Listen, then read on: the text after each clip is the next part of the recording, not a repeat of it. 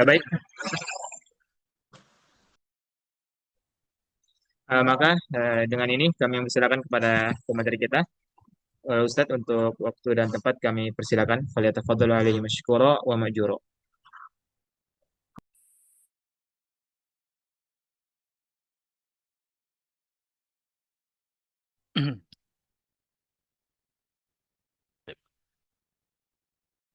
Bismillahirrahmanirrahim. Assalamualaikum warahmatullahi wabarakatuh. Waalaikumsalam warahmatullahi wabarakatuh. Bismillah walhamdulillah wassalatu wassalamu ala rasulillah wa ala alihi wa sahbihi wa mawalah. La hawla wa la quwata illa billah amma ba'd. Puji syukur senantiasa kita panjatkan kehadiran Allah Subhanahu wa taala, yang mana dengan karunia Allah lah kita masih diberikan sekali lagi kesempatan untuk memperbanyak amalan kebaikan kita, yang mana dengan amalan-amalan kebaikan tersebut kita akan bisa mempertanggungjawabkannya di kelak di akhirat.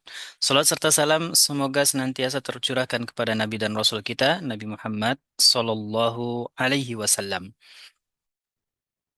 Pemirsa konsultasi syariah Dewan Syariah Wahda Islamiyah yang dimuliakan oleh Allah Azza wa Jal, tentu ketika kita selalu mengkaji membahas tentang haramnya riba, bahkan sering di beberapa kajian muamalah yang kita ikuti, mestilah pembahasan pertama adalah bagaimana bahayanya dosa riba tersebut. Dan di antara yang paling banyak dibahas adalah riba pada utang piutang. Riba pada utang piutang. Nah, ini secara ringkas dirumuskan oleh para ulama dengan satu kaidah, kullu qardin jarra naf'an fahuwa riba. Setiap utang piutang yang mempersyaratkan padanya manfaat atau kemanfaatan bagi yang memberikan utang, maka disitulah letak ribanya, atau itulah yang disebut dengan riba.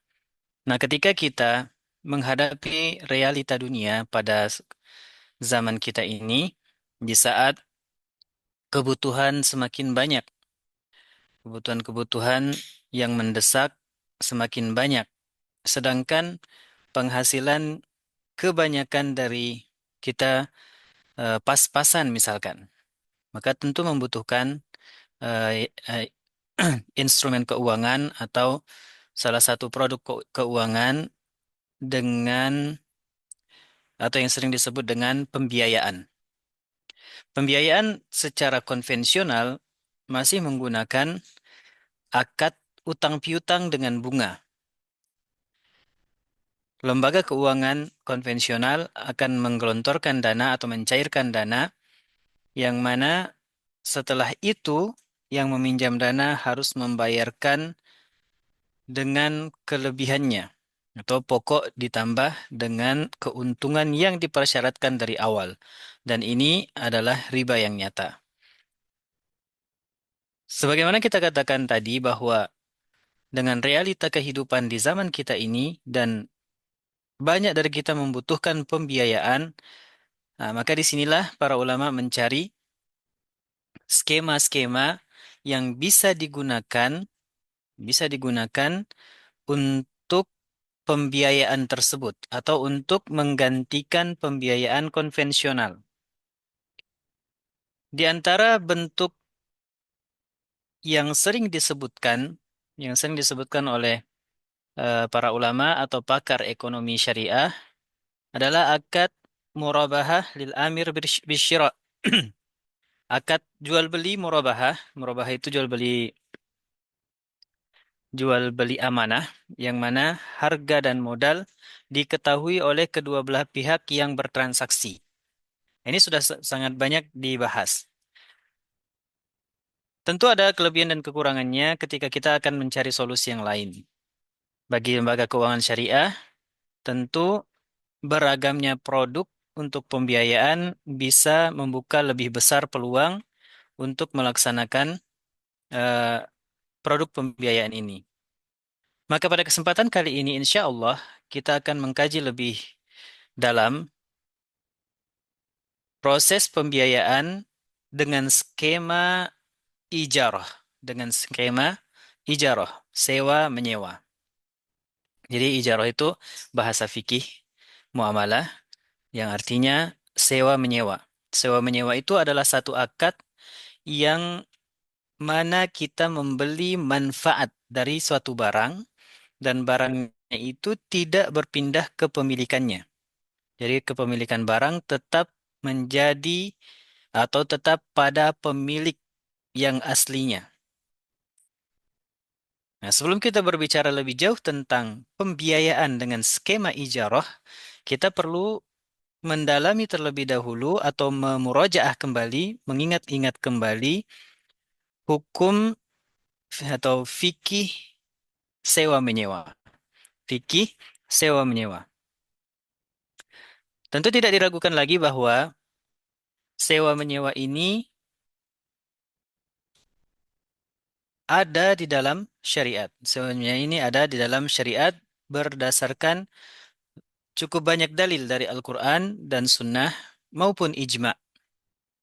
Di antara dalil dalam Al-Quran, firman Allah Subhanahu wa taala di dalam surah At-Talaq ayat 6, A'udzu billahi minasyaitonir rajim. Fa in arda'na lakum fa'atuhunna ujurahunna. Ini menyewa tenaga, menyewa tenaga. Ketika kalian atau ketika mereka para ibu susu menyusui anak-anak kalian, fa'atuhunna ujurahunna, maka berikanlah kepada mereka biaya kerjanya, biaya sewa dari pekerjaannya tersebut. Juga Rasulullah Shallallahu Alaihi Wasallam pernah juga menyewa manfaat dari seorang penunjuk jalan ketika berhijrah bersama Abu Bakar di kisah hijrah dalam Sirah Nabawiyah tentunya. Jadi kalau kita lihat hijrah itu diperbolehkan secara syariat dan ada dalil-dalil yang menguatkannya. Sebagaimana biasa juga ketika kita membahas tentang akad-akad di muamalah, kita juga harus mengetahui rukun-rukun dari akad tersebut. Rukun adalah sesuatu yang harus ada, bahkan dia adalah bagian dari akad tersebut. Jika salah satu rukunnya tidak ada, maka batal pula lah akad tersebut. Maksudnya batal di sini bukan berarti dia langsung menjadi haram, boleh jadi dia berpindah kepada akad muamalah yang lain. Baik akad muamalah yang boleh ataupun yang tidak boleh. Adapun rukun-rukun untuk akad sewa menyewa, yang pertama tentu kedua belah pihak yang bertransaksi. Pihak yang pertama sebagai pemilik barang yang akan menyewakan barangnya, pihak kedua sebagai penyewa yang akan membeli manfaat dari barang tersebut tanpa memilikinya. Kemudian, rukun berikutnya adalah objek dari transaksi tersebut. Objek transaksi pada akad ijarah adalah manfaat, jadi bukan barang ya, manfaat barang tersebut atau manfaat jasa seseorang, itulah yang menjadi objek transaksi pada sewa menyewa. Juga yang menjadi objek transaksi alat tukarnya. Alat tukarnya itu disebut dengan ujrah atau upah. Baik upah untuk barang yang kita sewakan, biasanya bahasa kita disebut dengan sewa, biaya sewa, atau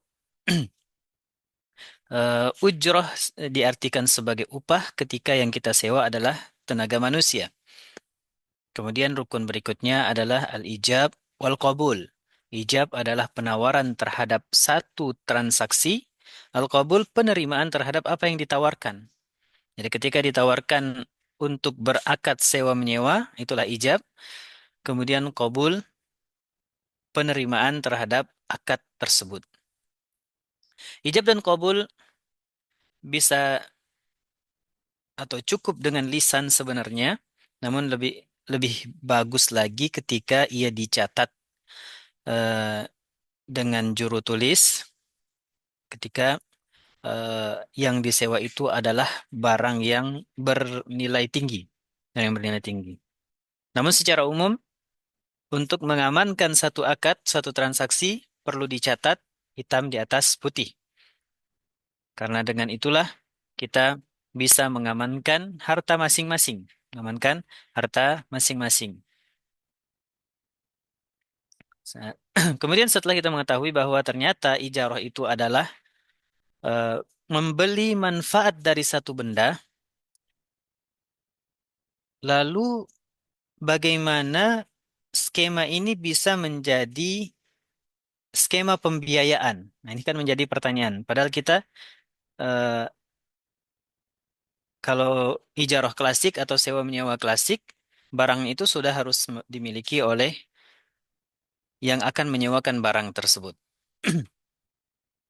Nah, pada konsep ijarah atau kalau kita ingin menggunakan pembiayaan dengan konsep ijarah, maka di sini kita lihat prinsip-prinsip dasar pembiayaan terlebih dahulu. Di antara prinsip pembiayaan biasanya adalah lembaga keuangan menginginkan keuntungan. Lembaga keuangan menginginkan keuntungan dari uang yang akan dikeluarkan. Ini salah satu prinsip pembiayaan. Kemudian biasanya yang meminta pembiayaan tidak bisa membayar secara lunas atau dicicil. Dicicil bulanan dalam jangka waktu tertentu. Ini prinsip dasar dari pembiayaan.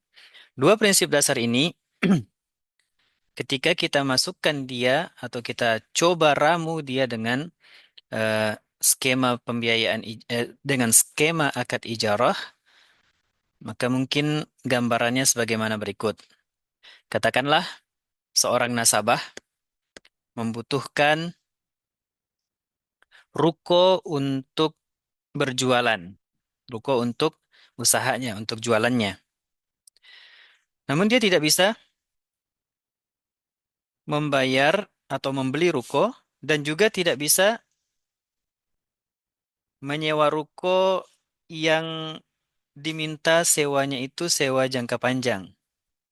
Maksudnya tidak ada cukup dana untuk menyewa ruko tersebut langsung 1 tahun misalkan. Langsung 1 tahun misalkan.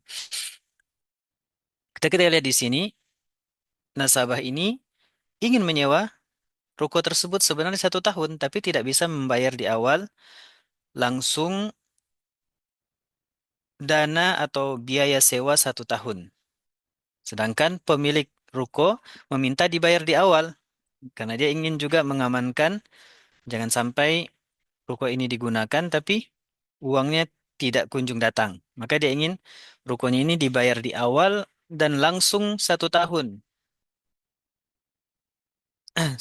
Biasanya juga pembayaran 1 tahun itu sebenarnya kalau dijumlahkan dengan sewa bulanan biasanya lebih murah. Namun ketersediaan dana di nasabahlah yang menghalangi untuk menyewa langsung 1 tahun.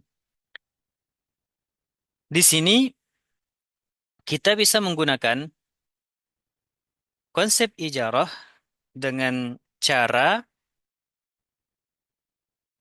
nasabah ini mendatangi lembaga keuangan syariah.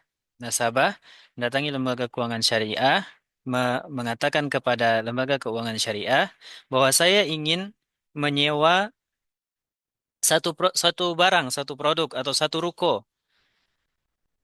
Maka lembaga keuangan syariah menawarkan bagaimana kalau saya menyewa ruko tersebut langsung dibayar di awal 1 tahun, nanti Anda menyewa kepada saya setiap bulan, bayar setiap bulan, tentu dengan harga yang sudah dinaikkan, dengan harga sewa yang sudah dinaikkan.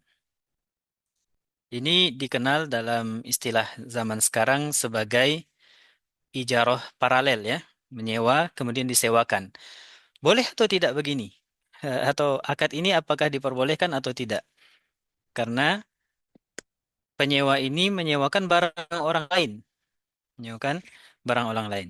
Penjelasannya tentu kalau kita melihat rukun ijarah tadi, di antara rukunnya adalah objek akad tersebut berupa manfaat.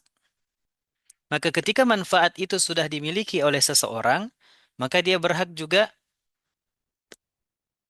menjual manfaat tersebut, menjual manfaat tersebut. Tapi tentunya karena barang ini masih milik orang yang pertama, pemilik aslinya, maka dia harus izin juga, harus izin kepada pemilik asli. Jadi ketika dia menyewa 1 tahun, dia sampaikan bahwa saya akan menyewakan kembali kepada eh, nasabah saya dengan bayar bulanan. Di sini semua diuntungkan. Pemilik ruko mendapatkan pembayaran tunai biaya sewa 1 tahun. Kemudian anggota mendapatkan juga keuntungan bisa membayar sewanya setiap bulan, walaupun agak mahal sedikit, tapi itu yang dimampu.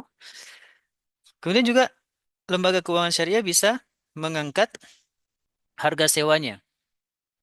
Jadi konsep dasarnya kita boleh menyewakan sesuatu ketika manfaat sesuatu itu milik kita. Nah, ketika kita telah membeli manfaat dari badang atau dari ruko yang kita sebutkan tadi, maka kita boleh menyewakannya dengan izin pemilik aslinya. Makanya harus jelas. Misalkan kita sebagai pengurus salah satu lembaga keuangan syariah, maka ketika kita ingin menggunakan akad ini, haruslah dijelaskan kepada pemilik barang yang asli bahwa saya akan menyewakannya kembali kepada orang lain. Itu harus disampaikan. Bagaimana dengan pertanggungjawabannya? Pertanggungjawaban kerusakan dan lain sebagainya, tentu penyewa bertanggung jawab kepada yang menyewakan kepadanya. Misalkan lembaga keuangan syariah yang menyewa 1 tahun tadi, dia bertanggung jawab kepada pemilik barang dan nasabah yang menyewa kepada lembaga keuangan syariah juga memiliki tanggung jawab yang sama kepada yang menyewakan barang kepadanya. Di sini konsep ijarah ijarah paralel. Atau bisa juga dengan menggunakan ijarah murni. Bagaimana dengan ijarah murni? Ijarah murni itu kan barang itu harus milik yang menyewakannya. Tadi kan ijarah paralel, dia menyewa barang kemudian disewakan kembali, bertingkat. Jadi ijarah sewa menyewanya bertingkat. Adapun ijarah murni dipersyaratkan barang itu sudah menjadi milik orang yang akan menyewakan, orang yang akan mengambil biaya sewanya. Bagaimana kalau kita turunkan kepada lembaga keuangan syariah? Hampir sama contohnya dengan tadi, misalkan seorang ingin menyewa 1 unit mobil. Ini kita contohkan dengan mobil supaya agak berbeda. Ingin menyewa 1 unit mobil dan dia sanggup membayar bulanan. Dan dia juga tidak berniat untuk memiliki mobil tersebut. Lalu nasabah ini datang kepada lembaga keuangan syariahnya, mengatakan saya ingin eh, memanfaatkan mobil atau saya membutuhkan 1 unit mobil digunakan setiap harinya saya sewa dengan biaya sewa bulanan. Lalu lembaga keuangan mengatakan kami belum punya mobil. Mobil mana yang ingin mobil mana yang ingin digunakan? Misalkan dia tunjuk 1 mobil, 1 unit mobil. Lalu di sini lembaga keuangan syariah membeli mobil tersebut atau memilikinya. Setelah dimiliki oleh lembaga keuangan syariah, maka dia berhak untuk menyewakannya karena sudah dimiliki. Kemudian disewakanlah kepada nasabah tadi. Disewakan dengan dalam jangka waktu yang telah disepakati bersama. S- Setelah berakhir perjanjian sewa menyewanya, ak- kedua akad yang kita sebutkan penghujungnya kembali kepada pemilik manfaat, ya, atau barang itu kembali kepada pemilik aslinya. Di akad ijarah mobil tadi, maka mobil itu kembali kepada koperasi yang telah membelinya. Ataupun di ijarah paralel, di sewa menyewa ruko tadi, maka ruko itu juga kembali kepada pemilik aslinya. Itu akad ijarah biasa dan ijarah biasa atau akad ijarah dan juga ijarah paralel, ijarah bertingkat.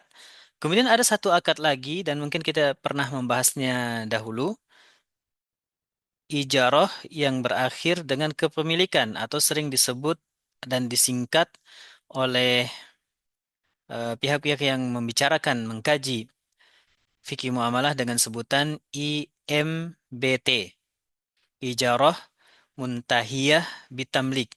Akad ijarah, akad sewa menyewa, namun penghujungnya kepemilikan. Penghujungnya kepemilikan. Ini kita jelaskan sedikit juga. Ijarah muntahiyah bitamlik ini, tamliknya itu atau perpindahan kepemilikannya itu tidak boleh digabung dengan akad ijarah. Sejatinya seperti itu. Jadi konsepnya memang namanya tergabung. Namanya tergabung ijarah muntahiyah bitamlik IMBT.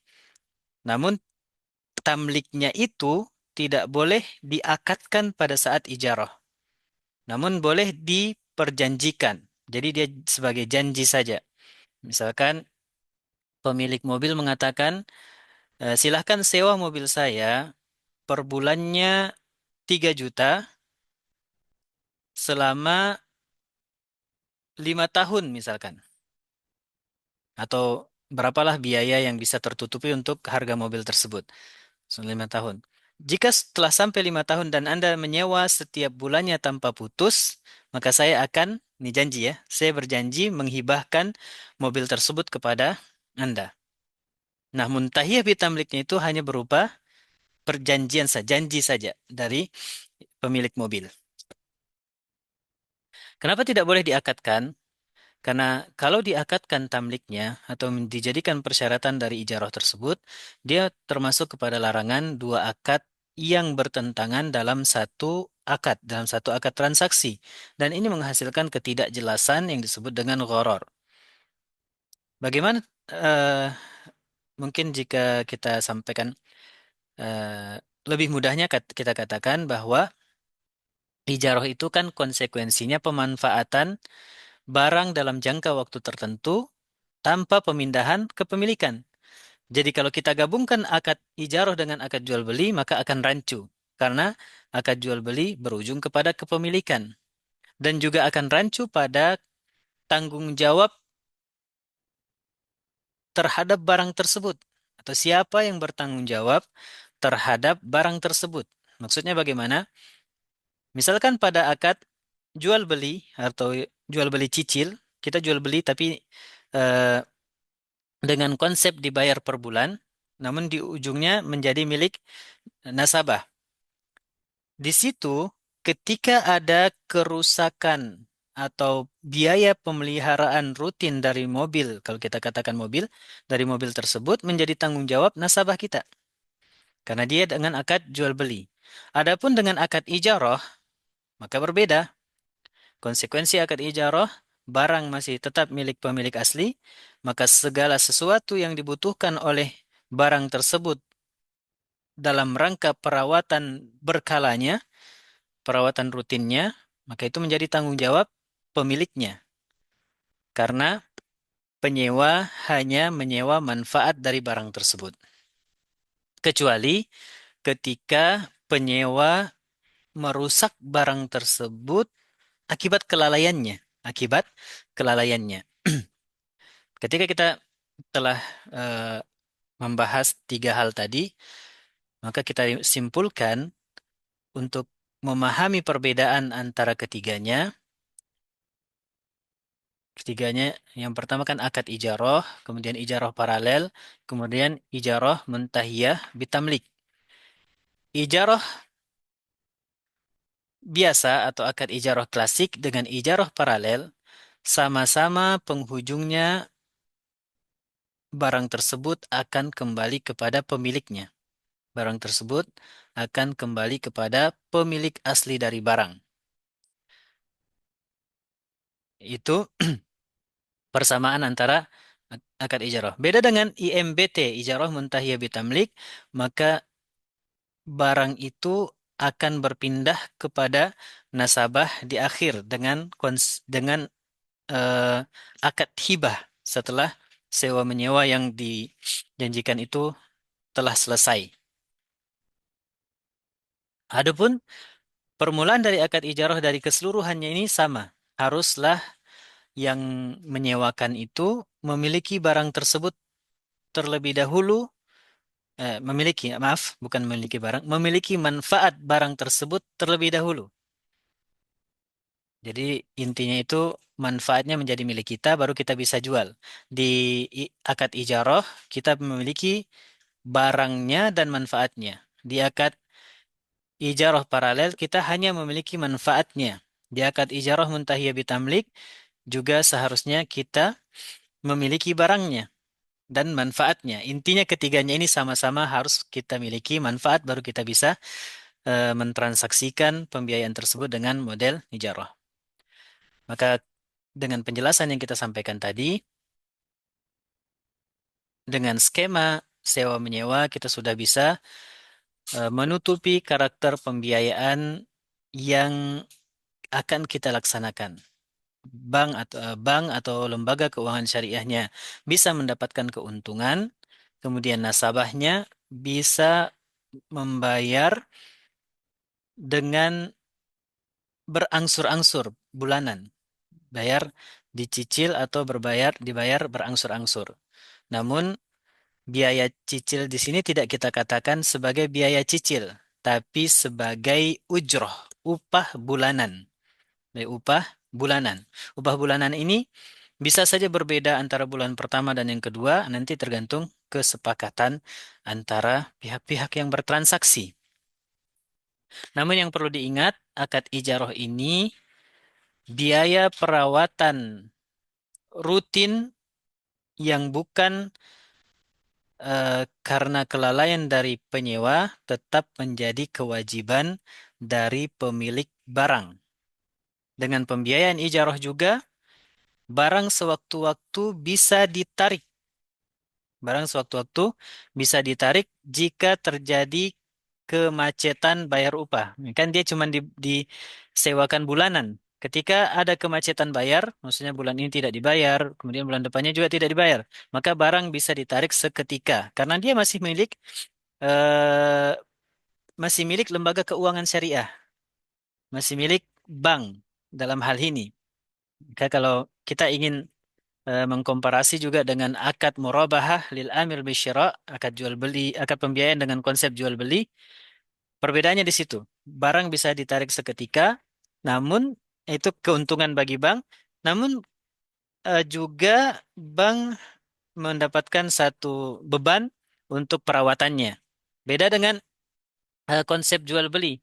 Bank tidak boleh menarik seketika karena barang itu sudah menjadi milik nasabah, walaupun nasabah nanti memiliki utang kepada bank.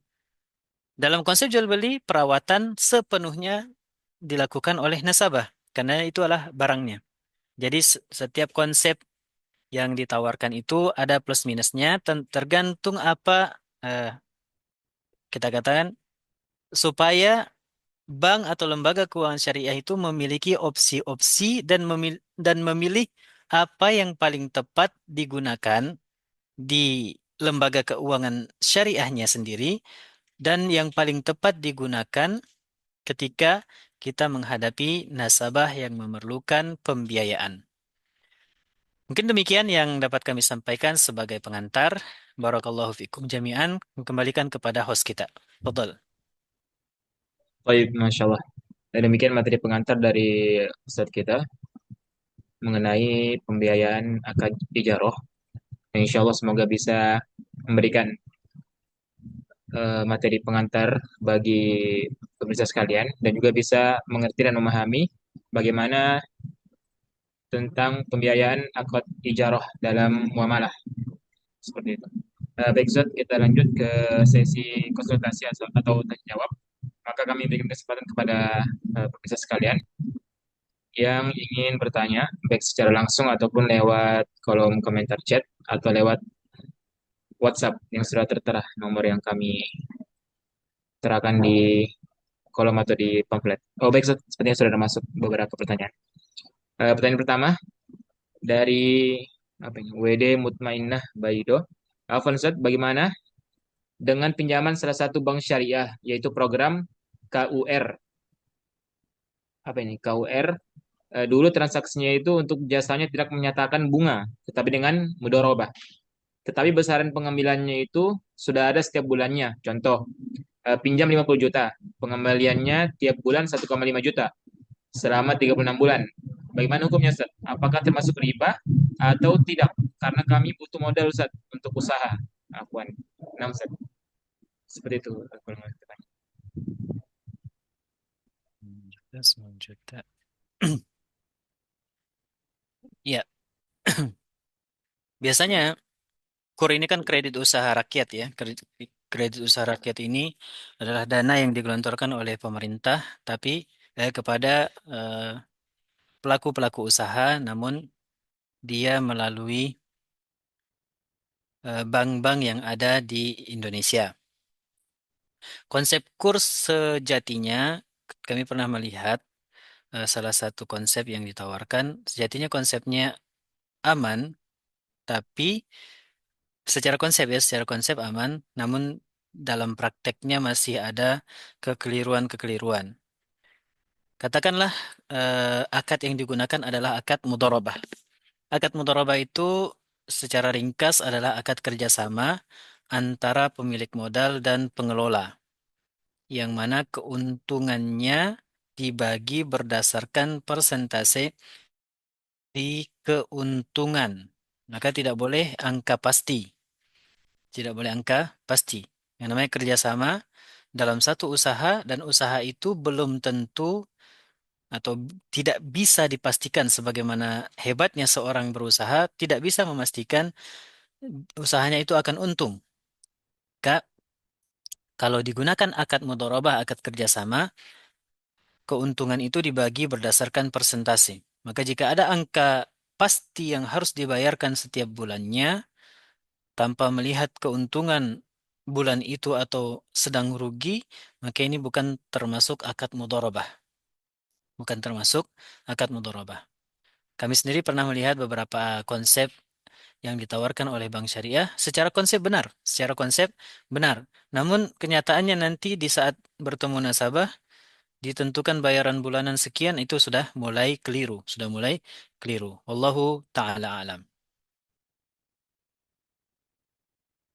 Eh, Jika kita membutuhkan dana tambahkan sedikit, sebenarnya di Bank Syariah menurut pengalaman kami ada apa namanya masih ada diskusi lebih lanjut. Kalau kita tidak setuju dan kita mengatakan ini tidak menurut yang kami pahami tidak sesuai, maka bisa saja kita sesuaikan di saat bertemu dan di saat akad. Wallahu taala alam. Baik, Masya Allah. Demikian jawaban dari narasumber kita. Semoga penanya tadi bisa memahami dan mengerti dari apa yang telah Ustaz kita sampaikan. Baik, Ustaz, kita lanjut ke pertanyaan selanjutnya dari pemirsa atas nama Abu Aisyah. Afwan, Ustaz, bagaimana hukumnya jual beli yang sistemnya itu kalau sudah gabung mitra, ada ketetapan harga yang dibuat owner dan harus dipenuhi oleh si pembeli ketika dia bermitra dengan tujuan untuk menjaga keadilan bagi semua mitra agar tidak ada yang banting harga sehingga merugikan mitra lain. Misal, ketika dia jual ecer, nantinya harus sesuai harga yang sudah ditetapkan owner. Apakah itu akadnya masuk akad batil atau fasad? Nah, Ustaz. Ya, dalam konsep jual beli mitra ini perlu dipastikan terlebih dahulu apakah kita sebagai wakil dari owner atau kita menggunakan sistem jual beli putus. Jual beli putus. Kalau kita sebagai wakil maka tidak boleh menjual kecuali sesuai dengan apa yang disebutkan atau apa yang ditetapkan oleh pemilik barang. Ini jika sebagai wakil ya, maksudnya kita tidak membeli barangnya, kita hanya menjadi mitra membantu menjualkan, atau membayar apa-apa. Kemudian nanti setiap penjualan yang terjadi kita mendapatkan komisi. Kalau modelnya seperti ini, maka tidak boleh menjual kecuali sesuai dengan yang disebut oleh owner tersebut. Ini yang pertama. Yang kedua, dan ini juga eh, banyak sistem kemitraan, tapi bukan mempersyaratkan, tapi menggunakan model jual beli putus. Artinya, mitra yang bergabung ini membeli kepada ownernya sejumlah barang dengan diskon tentunya, dengan diskon. Kemudian barang yang dibeli ini sudah menjadi milik mitranya, artinya tidak bisa dikembalikan lagi. Tidak bisa dikembalikan lagi dan kembali uang sebagaimana yang disetor. Nah, ini artinya jual beli putus. Hukum asal jual beli putus eh, tidak boleh mengintervensi harga, tidak boleh mengintervensi harga yang sudah kita jual. Karena ini menghilangkan konsekuensi dari akad jual beli. Akad jual beli konsekuensinya adalah kepemilikan dari suatu barang, kepemilikan dari suatu barang. Tapi apakah boleh seorang owner mengatakan jangan menjual dengan harga yang eh, di bawah harga yang kami tetapkan? Mungkin secara logika berpikir kita sampaikan seperti ini. Kalau jual beli yang tidak boleh atau kita katakan ini saya sedang berpikir untuk sedikit bisa lebih mudah menjelaskannya. Ya, kalau yang pertama tadi sebagai wakil sudah jelas. Kemudian ketika kita membeli dengan konsep jual beli putus dengan harga normal pasaran, kalau kita membeli dengan harga normal pasaran, maka itulah yang berlaku apa yang kita sebutkan tadi. Hukum asalnya tidak boleh mengintervensi seseorang yang telah memiliki barang tersebut atau telah membeli barang tersebut pada saat dia menjual. Karena konsekuensi dari jual beli itu kepemilikan dan tidak boleh lagi diganggu bagaimana dia menetapkan harga. Itu jika kita mengambil dari penjualnya itu harga normal ya, harga pasaran atau harga end user. Namun ketika owner ini memberikan diskon mitra, ini berbeda lagi. Dia memberikan diskon mitra dengan syarat. Ya, misalkan barang saya sebenarnya harganya 200.000. Tapi ketika Anda mengatakan saya ingin menjual juga, saya katakan silahkan, saya akan berikan kepada Anda diskon 50.000 atau bayar saja 150.000, tapi jangan menjual di bawah 200.000. Nah, ini syarat. Artinya apa? Ketika syarat itu diberikan atau kemudahan diskon yang diberikan itu ada syaratnya, maka kita harus penuhi syaratnya. Kalau tidak mau juga memenuhi syaratnya, ya sudah beli dengan harga end user. Tidak ada masalah, terserah mau jual bagaimanapun nanti. Tapi karena kita mengambil diskonnya dan saat pengambilan diskon itu dia katakan, saya akan berikan diskon dengan syarat seperti itu.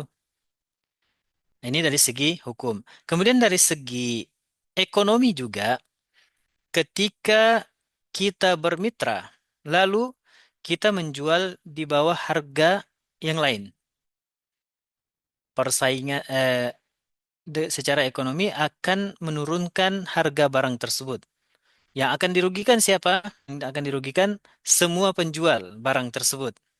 Karena harga akan turun dan ketika harga sudah turun akan sulit naik kembali, Makanya harga itu dijaga oleh ownernya. Mungkin sampai sini bisa dipahami. Eh, jadi ada tiga kemungkinan. Pertama tadi dia sebagai wakil maka tidak boleh sama sekali dia mengubah harga yang ditetapkan oleh wakilnya kecuali jika menguntungkan wakilnya, yang diwakili maksudnya. Kedua, dia membeli dengan harga normal maka ini tidak boleh diintervensi. Dia beli dengan harga normal kemudian dia jual dengan harga berapapun itu tidak masalah.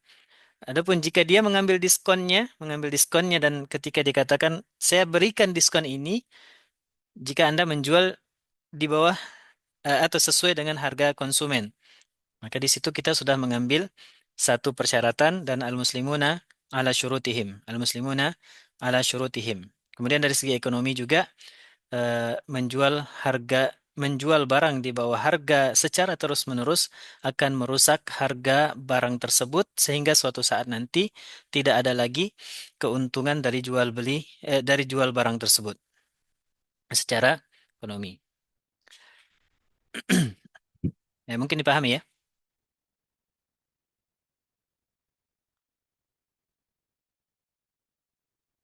Baik, mungkin sudah Zat? Atau ada lagi yang mau ditambahkan? Ya, cukup untuk yang ini. Baik, Zat. Baik, Masya Allah, demikian jawaban dari narasumber kita. Semoga bisa menjawab ya dari pertanyaan dari Abu Aisyah. Dan nanti kalau misalnya ada lagi yang belum dipahami, nanti bisa dijapri. Atau nanti insya Allah akan dijawab oleh pemateri kita. Baik, kita lanjut ke pertanyaan selanjutnya. Dari hamba Allah. Avanset, saya melihat pembiayaan yang dilakukan oleh bank syariah itu mewajibkan asuransi dan kami terpaksa ikut.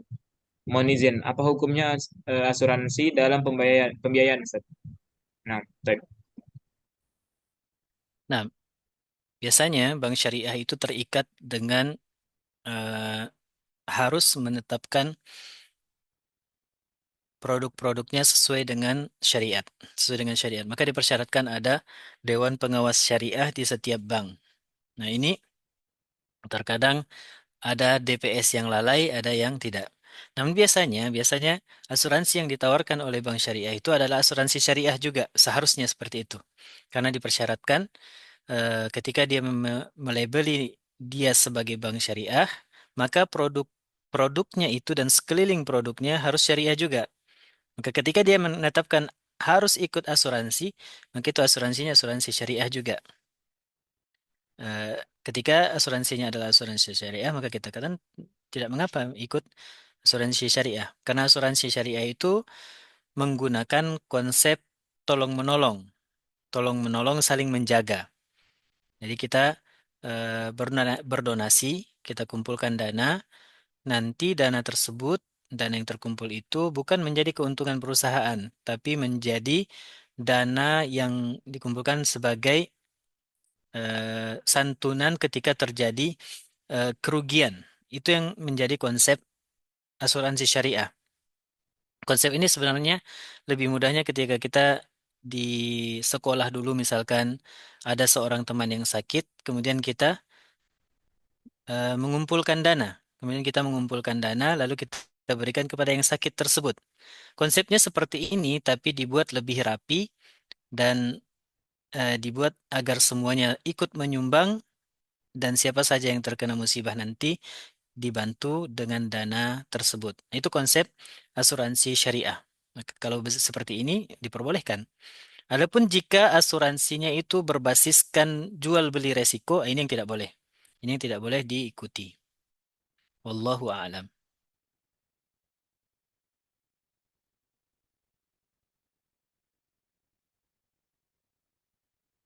Baik, demikian jawaban dari narasumber kita. Semoga penanya tadi dapat memahami ya apa yang disampaikan oleh Ustadz kita.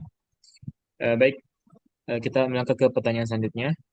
Pertanyaan dari Usman. Bagaimana hukumnya jual beli saham? Nah, Ustadz. Nah, hukum jual beli saham. Jual beli saham. Saham itu adalah kepemilikan sebagian dari perusahaan tersebut. Misalkan saham kita 1%, maka kita memiliki 1% dari perusahaan tersebut. Jika yang dimaksud saham adalah seperti ini, maka diperbolehkan jual beli saham. Kenapa? Karena kita memiliki barang itu. Kita memiliki 1% dari perusahaan tersebut. Tentu akan ada lagi hukum syuf'ah di sana. Hukum syuf'ah itu ketika kita memiliki suatu usaha atau satu barang bersama-sama, maka sebelum kita menjual kepada orang lain, kita harus menjual sesama anggota dulu. sesama pemilik. Itu hukum syuf'ah. Namun terkadang di zaman kita ini sudah tidak melihat seperti itu. Semua orang sudah paham siapapun yang menjual sahamnya diperbolehkan. Eh, Walaupun ada beberapa perusahaan yang membatasi tidak boleh menjual saham kecuali kepada sesama pemilik. Secara umum saham itu adalah kepemilikan dan kepemilikan yang penuh terhadap sesuatu dijual, boleh dijual. Wallahu a'lam. Baik, Masya Allah. Demikian jawaban dari narasumber kita. Semoga penanya tadi dapat memahami dari apa yang telah beliau sampaikan. Baik, Zat. Sepertinya ada lagi pertanyaan. Mungkin bisa jadi pertanyaan penutup kita pada perjumpaan kita pada malam hari ini. Oh, orang yang sama Zat yang tadi. Dari WD Mutmainnah Baido. Afan Zat, masih dalam pinjaman bank syariah. Jika konsep mudharabah itu tidak cocok untuk program KUR yang sudah ditetapkan besaran pengembaliannya, jika ada komunikasi yang lebih lanjut, kira-kira apa yang bisa kami sampaikan kepada pihak bank agar bank bisa melayani kami meminjamkan modal usaha tanpa riba? Afan Satman penjelasannya dan solusinya. Karena kami ingin meminjam modal usaha, tapi kami juga tidak ingin terjebak riba 6. Ya. Seperti itu. Sebenarnya solusi untuk kur ini cukup banyak ya. Kami pernah membaca salah satu konsep kur dengan konsep murabahah.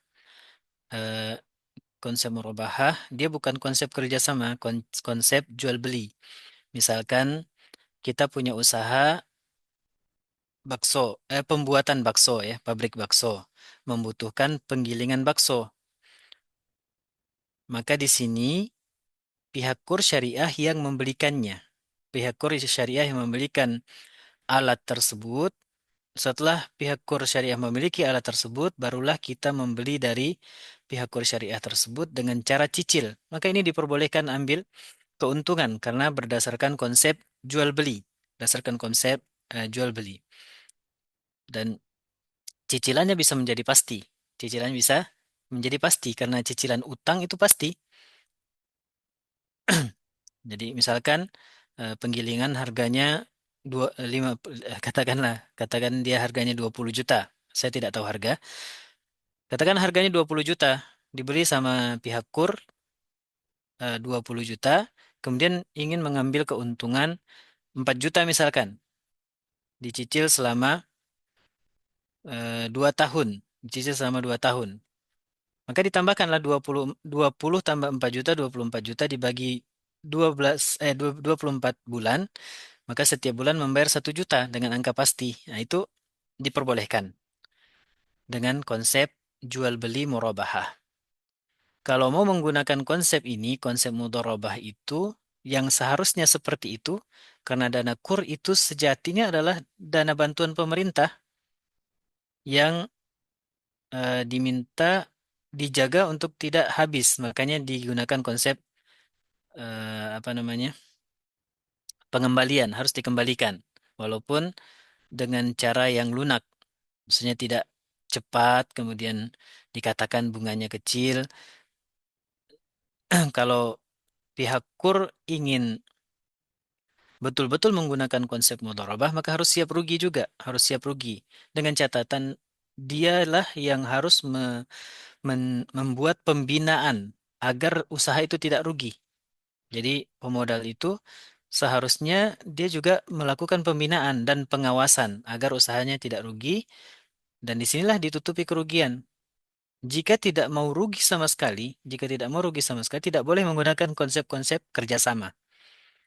Maka gunakanlah konsep jual beli misalkan. Sekarang ada seorang yang ingin menjadi driver Grab tidak punya mobil, Grab car maksudnya. Kemudian dia meminta kepada kur untuk dibelikan mobil, baru dia cicil setiap bulan itu diperbolehkan. Wallahu a'lam, mungkin dipahami ya. Baik, Masya Allah. Demikian jawaban dari Ustadz kita, narasumber kita, mengenai pertanyaan masalah KUR ya. Tadi orang yang sama, Masya Allah, bertanya lagi.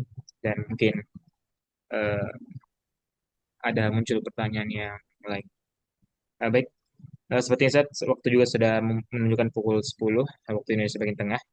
Maka dengan ini untuk perjumpaan kita pada malam hari ini telah selesai di penghujung kita pada pertemuan kita pada hari ini. Maka kami ucapkan jazakumullah khairan kepada peserta sekalian, pemirsa konsultasi syariah bersama Wahda Islamiyah yang senantiasa hadir untuk mendengarkan dan mengikuti kegiatan kami atau channel kami di Wahda Islamiyah, tepatnya di Dewan Syariah Wahda Islamiyah. Dan juga kami ucapkan kepada pemateri kita, Ustadz Muhammad Siddiq Abdullah, atas materi pengantar dan juga jawaban-jawaban beliau yang Masya Allah telah memberikan banyak manfaat dan juga pemahaman mengenai pembiayaan akad ijarah dalam muamalah. Semoga Allah Subhanahu wa taala memberikan beliau kesehatan dan juga apa yang telah beliau sampaikan menjadi pemberat amal kebaikan beliau di akhirat kelak. Amin ya rabbal alamin. Maka dari itu, kami selaku host pamit undur diri. Kami minta maaf jika ada kesalahan dan kekurangan dalam acara kita pada malam hari ini. Jazakumullah khairan. Mari kita tutup dengan membaca doa kafaratul majelis. Subhanakallahumma bihamdika asyhadu an la ilaha illa anta astaghfiruka wa atubu ilaik. Kami akhiri. Wassalamualaikum warahmatullahi wabarakatuh.